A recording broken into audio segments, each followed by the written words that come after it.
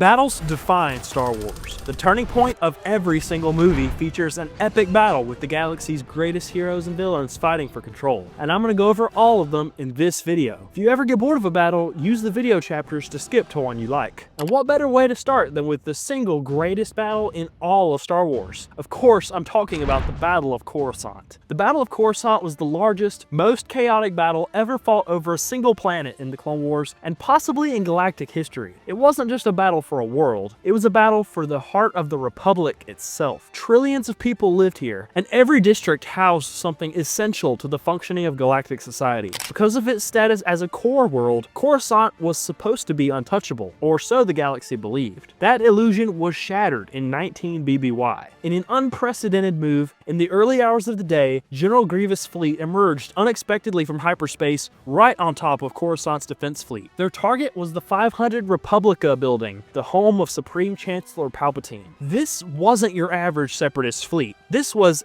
everything the CIS had at their disposal. Grievous' flagship, the Invisible Hand, was accompanied by hundreds of Lucrehulk-class battleships, 1,000 Recusant-class destroyers, and well over 1,000 Munificent-class frigates. The Trade Federation battleships alone held as many as 2,000 Vulture droids each, meaning that there were likely hundreds of thousands of droid starfighters in the air, including Tri-Fighters and Hyena bombers. The sheer numbers of the CIS forces grossly outnumbered the Coruscant home fleet, composed mostly of Venator-class Star Destroyers and orbital defense platforms. Because of Coruscant's location, it wasn't heavily defended. Many believed that the safety of the orbital shield and the buffer zone that the outlying systems created would be more than enough to keep Coruscant safe from any real danger. Additionally, the stress of the recent droid offensive in the Outer Rim meant more Jedi, clones, and vehicles were needed away from Coruscant. The defense fleet was depleted as a result. Little did they know, Grievous' fleet was able to utilize the secret Nexus hyperspace route, which allowed the droids to bypass worlds that would have stood in their way if they had wanted to attack Coruscant normally. As a result, well under 1,000 Venators were present to defend the capital.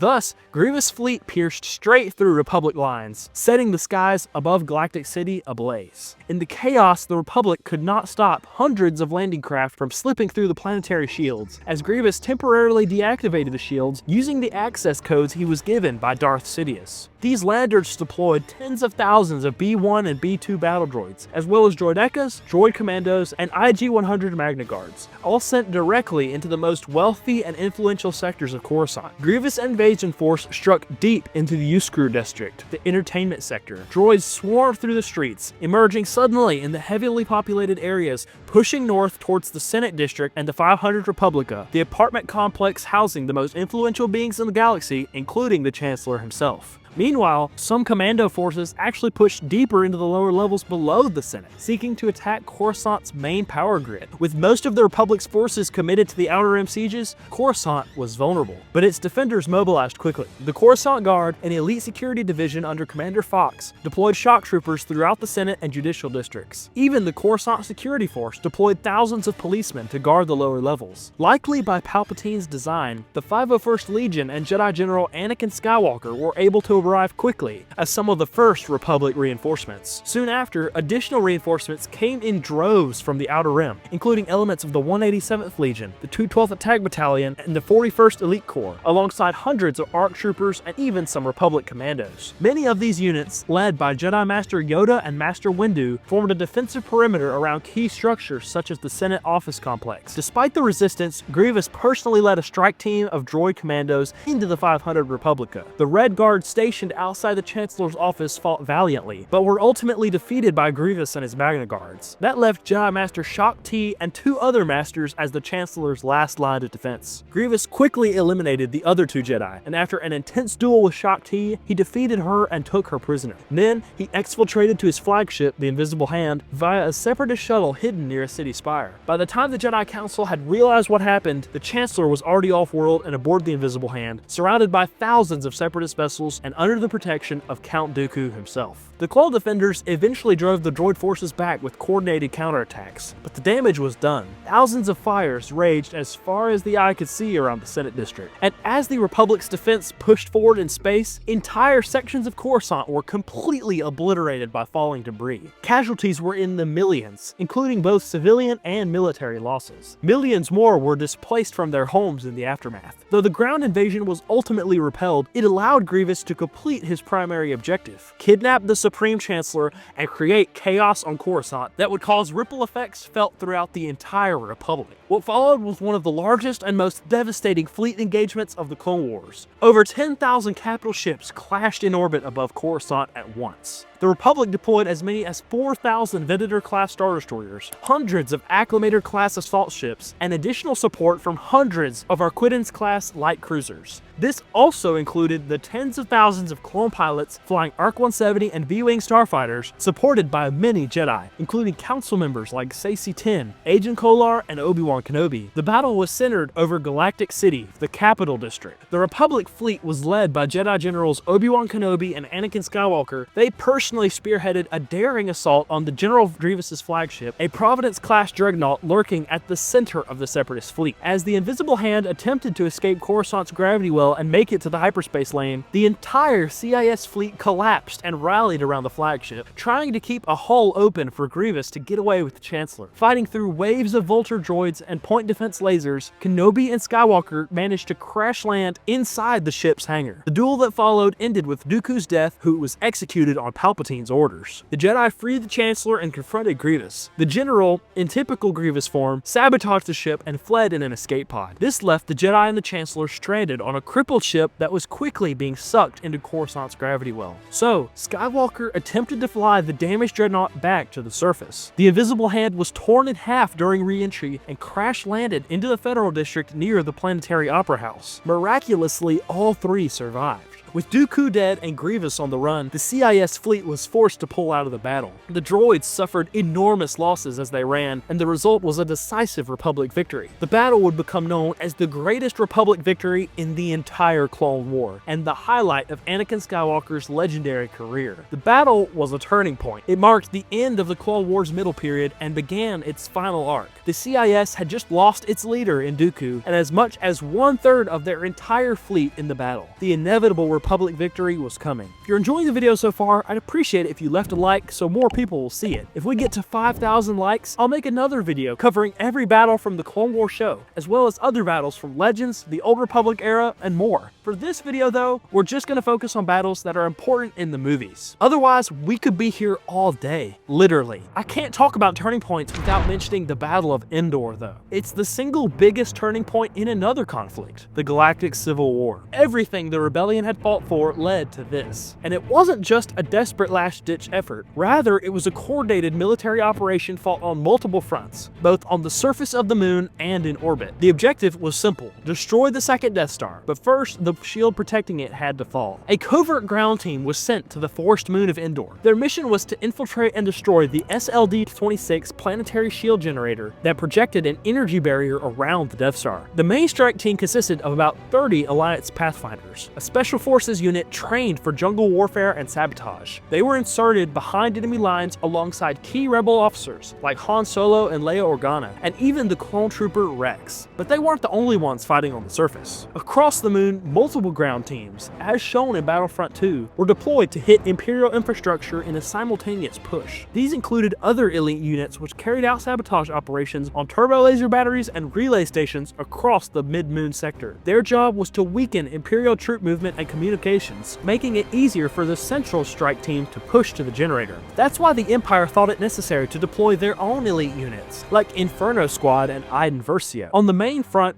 the Empire had entrenched itself around the bunker with at least 100 scout troopers, support infantry, and multiple AT-ST walkers stationed in defensive positions. That should have been more than enough to defend against a few dozen rebels, but they didn't account for the Ewoks. In one of the most unexpected alliances in galactic military history, the Ewok Ewok tribes of the Bright Tree Village joined the rebellion. A few hundred coordinated with General Solo's troops alone, and potentially countless more were involved elsewhere on the world, since the Ewok population was upwards of 30 million. Wicket W. Warwick and his Ewoks launched ambushes from the trees, using log traps and gliders, and swarmed the enemy in coordinated waves. Their efforts might have appeared to be futile, but that couldn't be further from the truth. The Ewoks were a key factor in the battle. They disrupted troop lines, disabled walkers, and allowed the rebel forces to push straight to the bunker entrance. The fighting was intense. Multiple infiltration attempts failed, but eventually the strike team broke through, breached the shield generator's blast doors, and planted explosives inside the main reactor chamber. The shield was now destroyed. While the ground teams were fighting for every inch of the forest, the largest space battle of the Galactic Civil War had started to play out in the skies above the moon. The rebel fleet, led by Admiral Akbar aboard Home 1, consisted of over 40 Mon Calamari cruisers, not to mention Nebula and B frigates, rebel corvettes, and a massive fighter escort of X-Wings, Y-Wings, B-Wings, and A-Wings. But they were walking into a trap. You see, the Emperor had personally ordered ISB intelligence to intentionally leak information regarding the Death Star's location, its operational status, and how many Star Destroyers were guarding it. Then, he secretly ordered the rest of the fleet to move to the far side of the moon. But these Star Destroyers wouldn't engage in the battle. The Death Star would tear them apart. And if the shield generator were to fall, Palpatine had ordered Moff Jerjerrod to use the Death Star to completely destroy Endor in a contingency plan to help push Luke closer to the dark side and to destroy the rebel fleet. Luke Skywalker could only watch from the observation tower on the Death Star as the Imperial fleet began to pick apart the rebel forces. Luke resisted at first, but when Vader threatened Leia, he snapped. Ultimately, Luke overpowered Vader, severing his mechanical hand in a burst of rage. But as he stood over his father, Luke realized what he was becoming and threw away his lightsaber, declaring himself a Jedi. Palpatine would make Luke pay for that. He unleashed a storm of Force lightning, torturing Luke with bolts of energy that carried the temperature of the sun. At that moment, Anakin Skywalker returned. Summoning his last strength,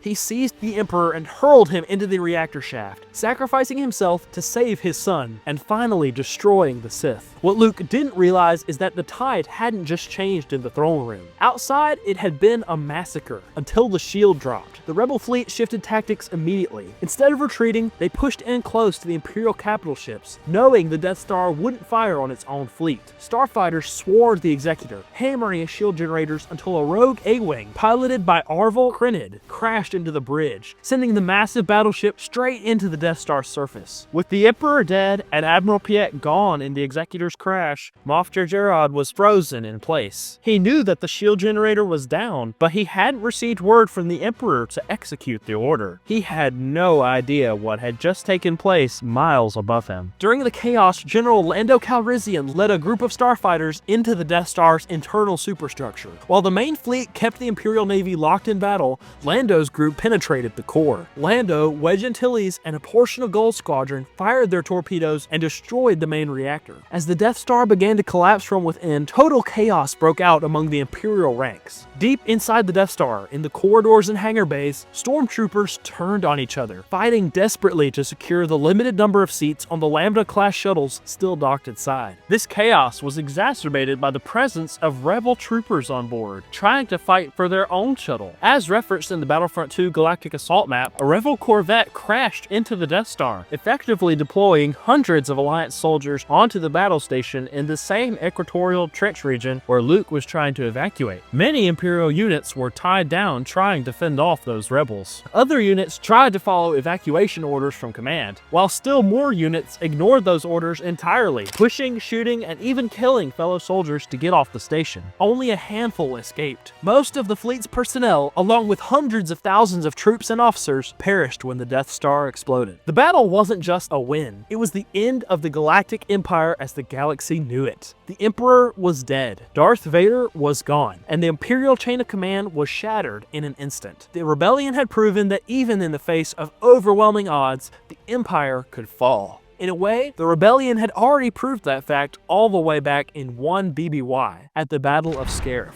Scarif was the first full-scale engagement between the Rebel Alliance and the Imperial Navy, fought across the beaches of Scarif and at the Shield Gate in the upper atmosphere. Scarif was a military target due to its designation as a classified archive world in the Outer Rim. Scarif housed the Imperial Security Complex, a fortified data vault beneath the Citadel Tower, protected by planetary shields and ringed with satellite-based defense systems. That gate was protected by two Imperial I-class Star Destroyers, the Intimidator and the Persecutor. Admiral Gorin oversaw the orbital defense, while General Ramda commanded the surface garrison and security forces at the Citadel. The ground assault began with the infiltration of Rogue One, a small team of Rebel commandos and Pathfinders led by Captain Cassian Andor and Jyn Erso. They used a stolen Zeta-class cargo shuttle to slip through the gate and land at Platform 9. Once on the ground, the team split up. Sabotage teams, led by Sergeant Melshi, penetrated deep into the jungle. The groups planted explosives across the landing pads and staging areas, while another small group infiltrated the Citadel Tower to locate the Death Star plans. On Captain Andor's signal, the charges were detonated, and then all hell broke loose. On the surface, the strike team faced off against a full Imperial garrison, likely 3,000 active stormtroopers and shore troopers. Initially, the element of surprise gave the 70-odd rebels a massive advantage. Even so, casualties mounted quickly. The entire beach turned into a war zone. Little did they know, director Orson Krennic was personally overseeing the base's defense, taking over for the incompetent General Ramda. He ordered the shield gate to be closed just as the biggest rebel fleet the galaxy had ever seen emerged from hyperspace. Admiral Raddus, aboard the MC-75 cruiser Profundity, immediately ordered Blue Squadron to make a break for the shield gate. U-wing fighters carrying rebel reinforcements were able to make it through the gate just before it closed. Those reinforcements couldn't have arrived fast enough. Director Krennic, seeing the chaos and destruction happening across the base, ordered its complement of AT-ACTs and his personal guard of death troopers to be deployed. TIE RP Reaper transports carried his men to the beaches, while TIE Strikers began dogfighting with General Merrick's Blue Squadron. Meanwhile, Admiral Raddus' attack on the shield gate was going poorly. Nearly 200 other TIEs faced the rebels head-on. After multiple runs by Gold Squadron, Raddus realized he couldn't punch through the shield using conventional means. So he ordered his pilots to focus on disabling the defending Star Destroyers instead. On orders from Gold Leader, 5 Y-Wings ran an ion torpedo run on the Persecutor, knocking out its engines. Then, in one of the most creative maneuvers of the war, Raddus ordered the Hammerhead Corvette Lightmaker to ram the disabled Persecutor into its fellow, the Intimidator. Both destroyers collided and fell into the shield gate, ending the lives of over 70,000 Imperial personnel in an instant as the gate exploded into a massive fireball. Now, with the shield down, the rebels had the opening they needed to transmit the Death Star plans. Despite Director Krennic's best efforts, he and his death troopers were unable to stop Andor and Erso from successfully stealing the Death Star plans. Krennic even ordered a TIE Striker pilot to make a run at the Citadel Tower, but even that couldn't stop the rebels. Admiral Raddus received the plans on his ship moments later. Unfortunately for the Alliance, that window had closed fast. The Death Star arrived in orbit under the command of Grand Moff Tarkin. Seconds later, the Death Star fired a low-powered blast at the Citadel Tower, annihilating the beach, the base, and every remaining soldier in a 20-kilometer radius. One of the ISB's most cumulative archives, along with many officers and Director Krennic himself, were lost. Watching this spectacle, Raddus ordered his fleet to disengage immediately and move to the nearby hyperspace lane. With their objective in hand, the mission had been a success despite the heavy losses. As the fleet was preparing to make the jump, at nearly exactly the same time, Darth Vader's flagship, the Devastator, exited hyperspace. The Devastator collided with multiple Y-Wings and a GR-75 transport, completely annihilating them. Vader ordered all of his turbo laser batteries to fire on the Profundity, quickly destroying the nearby Nebulan B frigates and disabling the flagship. Raddus, understanding the Empire's intentions, ordered his men to exfiltrate the plans to the Tantive 4, a corvette docked inside the Profundity. With no ships to protect it, Vader and an elite squad of stormtroopers from the 501st Legion boarded the Profundity. Every remaining soldier on the ship was killed. Admiral Raddus was executed by Vader's blade, but the Dark Lord was unable to secure the plans. Princess Leia Organa and Captain Antilles managed to escape just in time, making them one of the only ships in Raddus' entire fleet to survive the battle. In terms of military value, the rebels lost almost everything,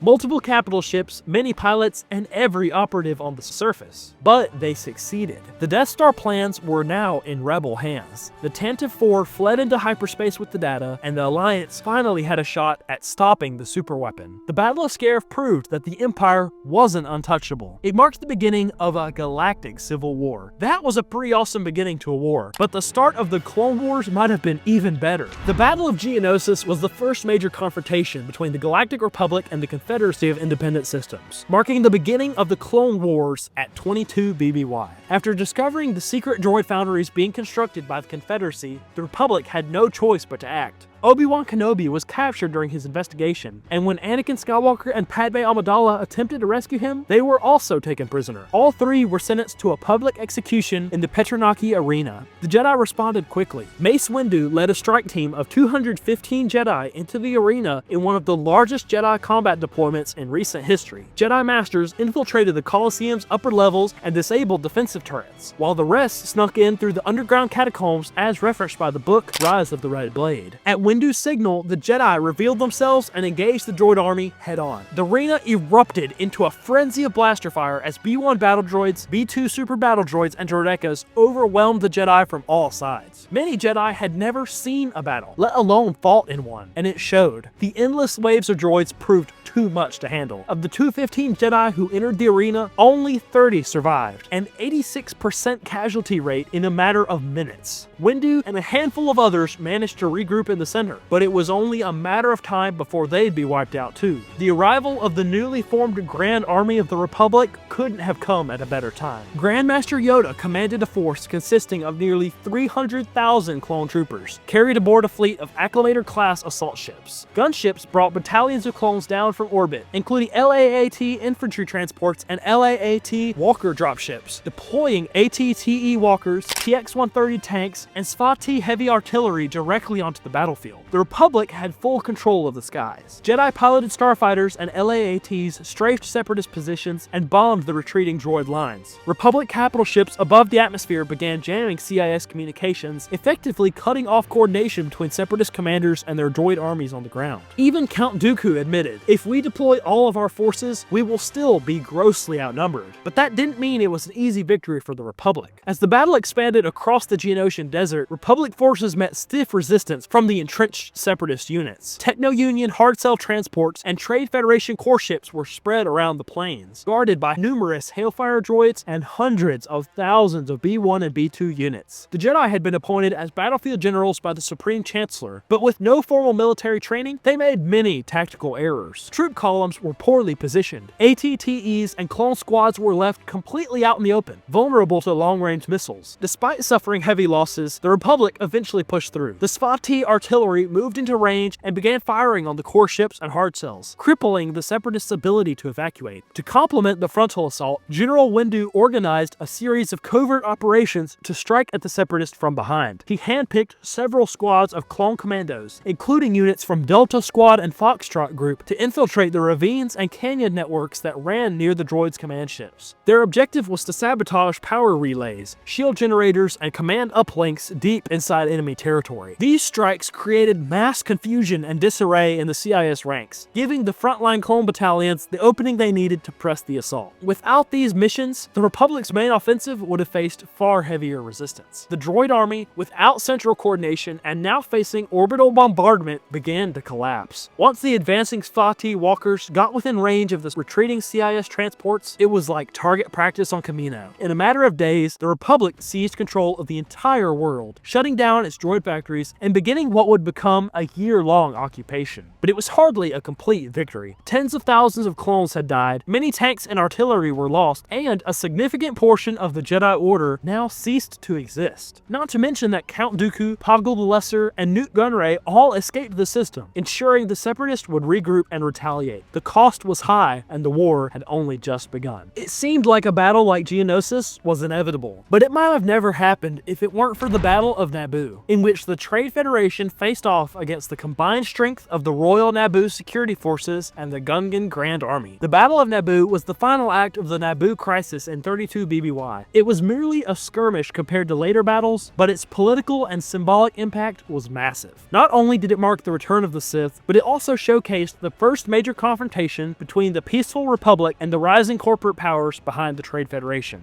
The battle was a three-pronged attack by the Naboo and the Gungans. First, the Gungan Grand Army marched out onto the Great Grass Plains, intentionally drawing out the entire Trade Federation droid force stationed on Naboo. With a massive shield generator and war beasts like the Fambas and Kadu, the Gungans were supposed to hold the line and stall the droids long enough for the Queen Strike Team to infiltrate Theed. After AATs probed the shield, the droid commander ordered the army to engage. The Gungans could only watch as 12 MTTs and 20 AATs rolled over the hill and began deploying their full complement of battle droids, totaling to well over 2,000 B1s and dozens of droid Echoes. Meanwhile, Queen Amidala's small infiltration force, which included 2 Jedi and the Naboo security officers, snuck into Theed via underground access points. Their goal was to capture the Viceroy of the Trade Federation and force him to sign a treaty ending the illegal occupation. And finally, the third part of the attack was a squadron of Royal Naboo starfighters who launched from a hidden hangar and attacked the Trade Federation's droid control ship in orbit. If they could destroy the ship, they could disable the entire droid army in an instant. Down on the plains, the Gungans were in trouble. General Jar Jar Binks fought bravely, but once the droids got close enough to march through the shield and open fire, the tide turned quickly. The Gungan forces were overwhelmed, and with their shield generator destroyed, they began a chaotic retreat back towards the forest. Luckily, inside Theed, things were going well, as Padme's team engaged in intense firefights throughout the palace. Using their knowledge of the palace layout to their advantage, they stormed the thrall room. It was there that Queen Amidala and her team finally captured Nute Gunray. While that was happening, the 2 Jedi were locked in a ferocious duel with Darth Maul, the Sith assassin who had orchestrated much of the invasion behind the scenes. Their battle went from palace corridors to massive energy reactors deep within Theed. Ultimately, Master Qui-Gon Jinn was killed, and his apprentice, Obi-Wan Kenobi, fueled by grief and rage, managed to defeat Maul by slicing him in half, seemingly ending the Sith threat for good. Though, as we know now, Maul's story was far from over. Above Naboo, the space battle went on as the Naboo pilots struggled to penetrate the defenses of the droid control ship. Most were picked off one by swarms of vulture droids. But young Anakin Skywalker, accidentally trapped inside a starfighter, crash-landed inside the hangar of the droid control ship. Now inside the ship, Anakin blasted the reactor core from the inside, triggering a chain reaction that obliterated the entire Lucrehulk carrier. Since the core ship housed the droid's central computer, its destruction caused every single battle droid on the surface to collapse, instantly giving the Naboo and the Gungans victory. The Battle of Naboo was won, but its legacy would echo far beyond the swamps and cities of the peaceful world. It elevated Palpatine to Chancellor of the Republic, and it gave Anakin Skywalker his first taste of life as a Jedi, and signaled the return of the Sith. It may have looked like a simple occupation on the surface, but it was the quiet beginning of the storm that would consume the galaxy. Perhaps the most symbolic victory in all of Star Wars came at the Battle of Yavin, a battle so significant that it changed the galactic dating system.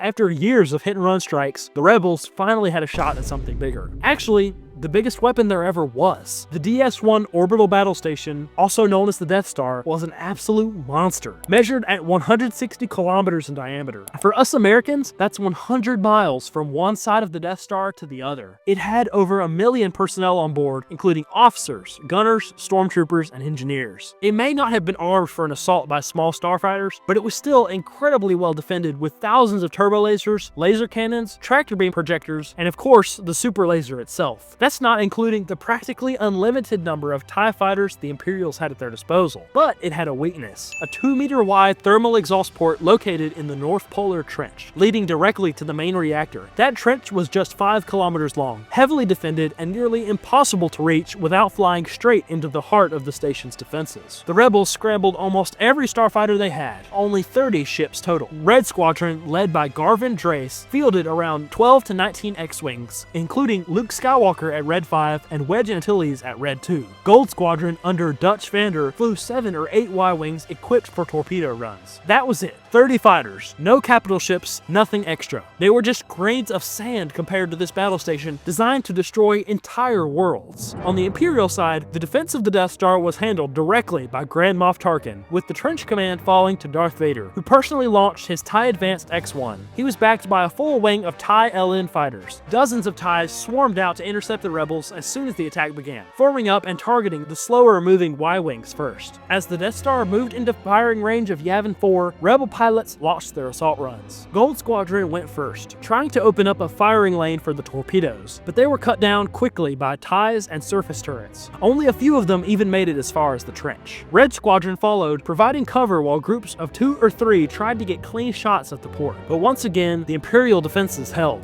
Vader himself took out several X-Wings, clearing the trench with the precision that can only be attributed to the Dark Lord of the Sith. The situation looked dire for the rebels, until the final moments of the battle. Luke Skywalker, flying solo after the rest of Red Squadron was destroyed or forced to retreat, made the last run, with Wedge Antilles covering him from behind. And just when Vader locked onto him with his targeting systems, the Millennium Falcon came flying in, blasting the TIEs out of the trench and giving Luke the window he needed. Luke fired 2 proton torpedoes, and thanks to the Force, they hit perfectly, somehow finding the 6.5-foot wide exhaust port. The Death Star exploded from within, killing everyone on board in an instant. Countless engineers, pilots, and the Grand Moff himself all vaporized. It was the single biggest loss in Imperial history. While the Rebels' losses were comparatively small, they were nearly wiped out just like the Death Star crew. Only 3 of the 30 fighters survived: Luke, Wedge, and a lone Y-Wing pilot named Yvonne Verlaine, a woman from Alderaan who had fought at the Battle of Scarif and was now the only surviving member of Gold Squadron. Because of her heritage and for her service in the rebellion, Leia would formally give Yvonne her title as the Princess of Alderaan. The Empire's single survivor of the incident was Darth Vader. His damaged TIE Advanced fighter spun out of control and floated in space for many hours. The Emperor, sensing Vader was still alive despite the destruction, dispatched a Gozanti-class cruiser that eventually found him in open space. After an embarrassment like that, Vader wanted revenge. The entire Empire wanted the rebels dead. Thus, a galaxy-wide search ensued. Tens of thousands of probe droids were deployed across the Outer Rim, and eventually, one of them landed on the remote ice world of Hoth. But before we talk about Hoth, it's important to remember another battle that was nearly identical to Yavin. You guessed it, it's the Battle of Starkiller Base. To understand this battle, we have to start with Ilum, the planet that Starkiller Base was built into.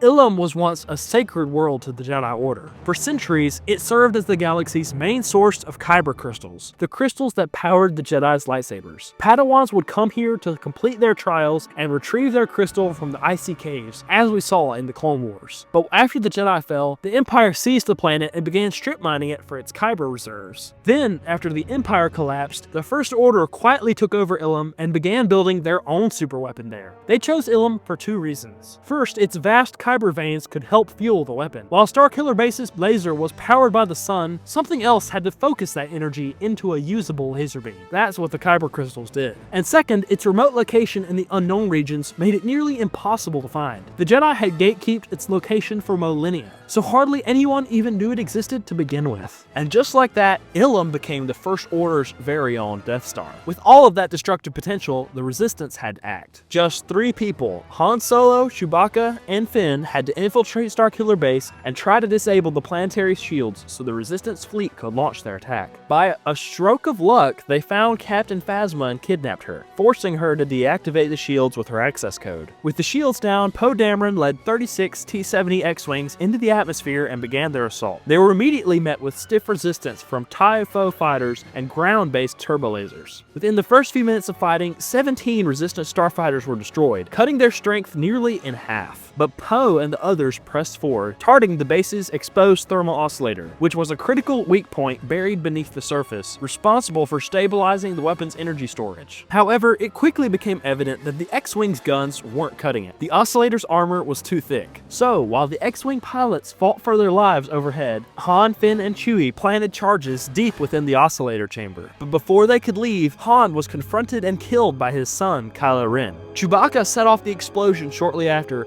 triggering a chain reaction that destabilized the core. With the oscillator weakened from within, Poe Dameron heroically flew a trench run straight into the damaged chamber, launching a proton torpedo directly into the core. It was an absolutely absurd maneuver, especially for someone who wasn't strong in the Force. Starkiller Base began to collapse, with its own sun now destabilizing the planet's surface. The Resistance survived survivors escaped just in time aboard the Falcon and remaining X-Wings, while the base tore itself apart from the inside out. Thus, the Resistance sacrificed a dozen or more pilots to take out well over 1 million First Order personnel and a superweapon that the Order had invested everything in, just like the Rebels had done at Yavin. Going back to Yavin now, after the Death Star was destroyed, naturally the Empire went hunting for the next Rebel base. A random probe droid finally found that base in the Hoth system. That's where the Rebels had built Echo Base, carved deep into a glacier and protected by an energy shield powerful enough to block orbital bombardment. But the location wasn't secret for long. The Battle of Hoth would be the Empire's first full-scale assault against the Rebel Alliance, and it almost wiped them out for good. The Imperial Navy, under Darth Vader's personal command, arrived in full force, led by the Executor, a massive 19-kilometer-long Super Star Destroyer flanked by several Imperial-class Star Destroyers, including the Devastator. On Admiral Ozzel's orders, one of those ships, the Tyrant, dropped out of hyperspace too close to the planet and gave the Rebels enough time to activate their planetary shield, preventing any bombardment by the Imperial fleet. With the orbital strike option off the table, Vader ordered a ground assault instead, launching Blizzard Force, a hardened Imperial snowtrooper division under the command of General Veers. They were sent straight to the surface using Y-85 Titan dropships and Sentinel-class shuttles. The battlefield was a frozen valley surrounded by steep ridges, and the only path to Echo Base was through a wide choke point. That's exactly where the Imperials sent their armor units. 9 AT-AT Walkers were deployed alongside several AT-STs, support infantry included snowtroopers, 5 of 1st Legion heavy units, and scout speeder teams. Blizzard Force alone accounted for roughly 1,000 troopers, not to mention AT-AT crews. The Rebels were totally outmatched. Their main defense consisted of about 12 T-47 airspeeders, heavily modified snowspeeders retrofitted for cold climates, flown by a rogue squadron. Luckily for the Alliance, there were plenty of defensive layers in place to stall the AT-ATs while the evacuation was underway. As referenced in the book Star Wars Battlefront Twilight Company, the Rebels had layered defenses, with multiple outposts, trenches, and fallback positions scattered across the valley. Fixed defense locations included P-Tower anti-vehicle guns, ion cannons, and laser turrets, and also trench-based infantry positions. Blizzard Force didn't just have to take the front line as we see in the movie. They had to grind through a maze of defensive emplacements, relay stations, and sniper nests carved into the terrain.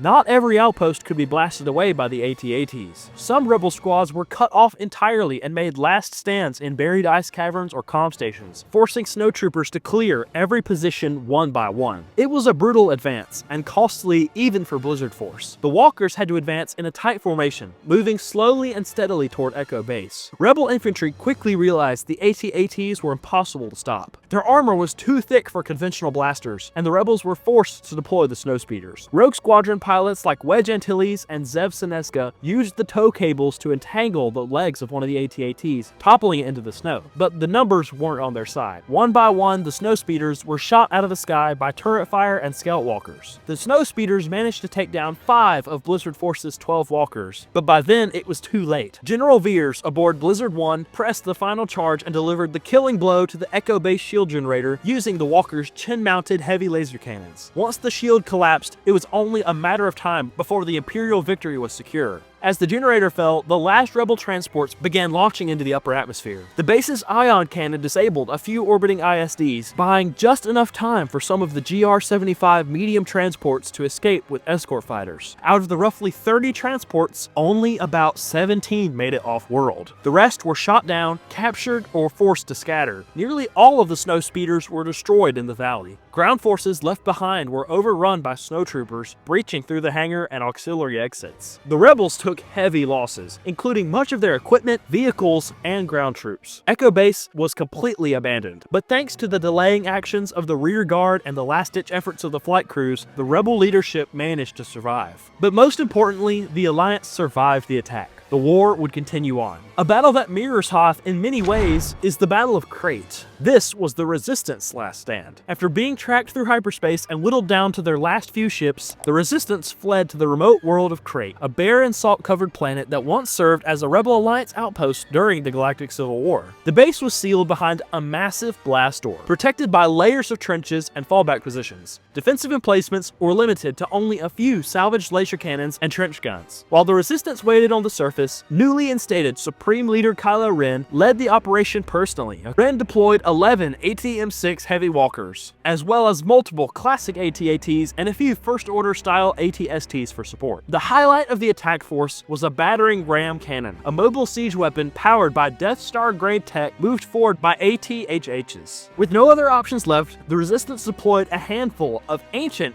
V-4XD ski speeders, repurposed from the mining operation. These things had no shields, no real armor, just stabilizer skis and light blasters. Led by Poe Dameron and Finn, the speeders launched a desperate charge straight at the walkers. TIE fighters swarmed them immediately. The speeders were picked off quickly, but then, out of nowhere, the Millennium Falcon came into the battle. Rey and Chewbacca drew off the fighters and gave the ground team a window to regroup. Within minutes, the battering ram cannon reached its firing position. In a last-ditch effort, Finn tried to sacrifice himself by ramming it head-on with his speeder. It would have worked had he not been rammed by one of his comrades. Rose Tico crashed into him, saving his life but preserving the battle ram. Moments later, the siege weapon fired, blasting a massive hole through the doors of the base. Then, something unexpected happened. Luke Skywalker walked alone across the Salt Flats. At Kylo Ren's orders, every gun on every walker opened fire. But it wasn't really him. It was a force projection, an illusion that allowed Skywalker to cast his presence into a place far from his physical location. While Kylo Ren wasted precious minutes trying to kill the illusion, the remaining Resistance fighters found an escape path behind the base, buried beneath collapsed tunnels. As Luke faded away, the Resistance evacuated through the tunnels and escaped aboard the Millennium Falcon. Despite the spectacle of the battle, not much actually happened. The First Order only lost a handful of TIEs, including their pilots, and a bunch of artillery was wasted. That's it. The Resistance, on the other hand, lost absolutely everything. After Vice Admiral Holdo's hyperspace ram maneuver, only 6 U-55 load lifter transports made it to Crait. Each ship could only carry 60 passengers each. And after the battle, only a couple dozen Resistance personnel escaped on the Falcon. Meaning, if my math is right, the Resistance likely lost around 330 troopers and officers. Essentially, if the Resistance was ever a threat before, they definitely weren't now. They were barely a speck in the scope of the galaxy. The war between the First Order and Resistance was effectively over. The Separatists, on the other hand, despite being on the defensive, put up a much better fight against the Republic towards the end of the Clone War. There's no better example of this than the Battle of Utapau, General Grievous' last stand in the Outer Rim. Utapau was the final Republic ground campaign of the Clone Wars. The goal was to eliminate General Grievous and dismantle the last major Separatist command center. Like every great battle in Star Wars, it wasn't just a duel between the greatest heroes and villains. It was a full-scale planetary assault led by one of the Republic's most elite units. Obi-Wan Kenobi was dispatched to the planet after tracking Grievous to the sinkhole cities of Paul. Backing him was the 212th Attack Battalion, led by Commander Cody. These were some of the most experienced veterans in the entire war, handpicked from the 7th Sky Corps. Utapau's terrain is dominated by massive sinkholes, with cities built into the walls. The droids were dug in deep, entrenched inside Paul City, with anti-air emplacements positioned across the inner levels, and the Separatist leadership hiding inside a core ship hangar at the base of the sinkhole. The Republic's invasion started with a precision drop. Clone paratroopers from the 2nd Airborne Company were deployed by LAATI gunship, rappelling down into the vertical city to secure landing zones and flank bunkered droid positions. Many were gunned down mid-air by turret fire, but others made it to the lower platforms and began cutting off droid infantry and gun emplacements. Meanwhile, Cody's ground units began pushing from above, securing the city rim with AT-RTs, BARC speeders, and TX-130 tanks, while AT-TE walkers and AT-APs were ferried in by LAATC dropships for the main push. The plan was to encircle Paul City and then drive down through the tiers. At some point, Grievous and his droids would run out of places to fall back to. What made the Republic's attack truly effective was their coordination with the local Utapauans. Using ancient tunnel systems and narrow sinkhole ridges, native scouts guided the clone squads behind enemy lines, cutting off escape routes and forcing droids into crossfires. The droids may have had the numbers, but the clones had mobility and terrain. Still though, the CIS gave Grievous everything they could muster. There were hundreds of hangars just like this one, filled with droids, not to mention further into the city itself. The droids were deeply entrenched. As the AT-TEs pushed deeper into the city, street-level fighting broke out across Paul's lower tiers. Eagle Company and Ghost Company spearheaded the advance, backed by snipers and demolitions experts from the 212th Bomb Squad. Inside the Separatist core ship hangar,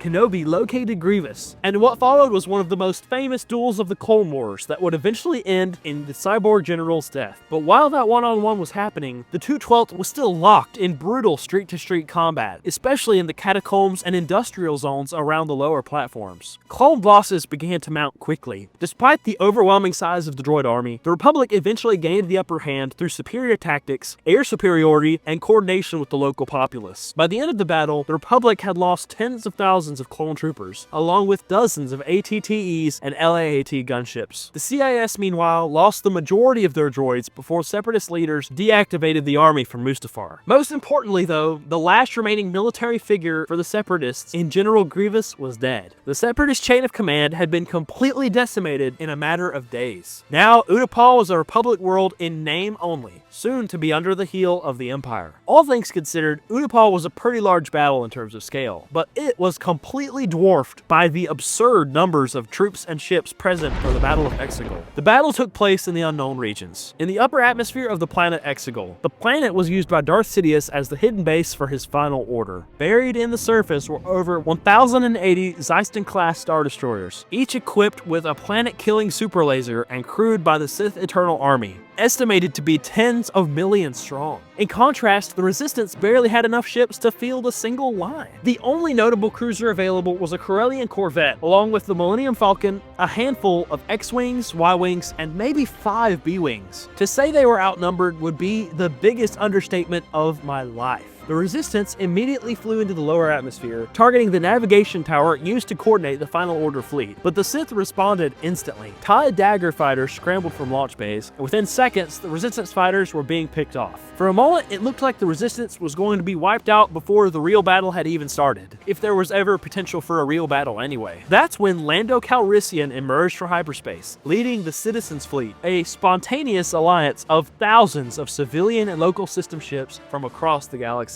By some accounts, over 16,000 ships arrived at once. Everything from Naboo starfighters to Mon Calamari cruisers to the Ghost. All of them were there to assist the Resistance at Leia's call with the fate of the galaxy on the line. Which is interesting considered they ignored her call at Crait. But anyway, while the battle escalated, a ground team led by Finn and Janna landed directly on the hull of the Star Destroyer Steadfast in an attempt to destroy the new command tower Admiral Pride had switched the fleet's signal to. The Resistance fighters clashed with Sith troopers, jetpack units, and anti-infantry emplacements across the hull. With the help of explosives and support from the Falcon, they managed to detonate the tower, blinding the Final Order fleet. With the tower gone, the battle shifted. The Resistance and the Citizens fleet was decimating Star Destroyers one by one. The sky above Exegol was filled with flaming wreckage as dozens of Star Destroyers fell to the surface all at once. The ground below was littered with wreckage that was hundreds of feet high in some places. It was total chaos, and for once, it was going the Resistance way. In total, all 1,080 Zeiston-class Star Destroyers were destroyed in the battle or in the planet's gravity collapse. Along with them, tens of millions of Sith troopers,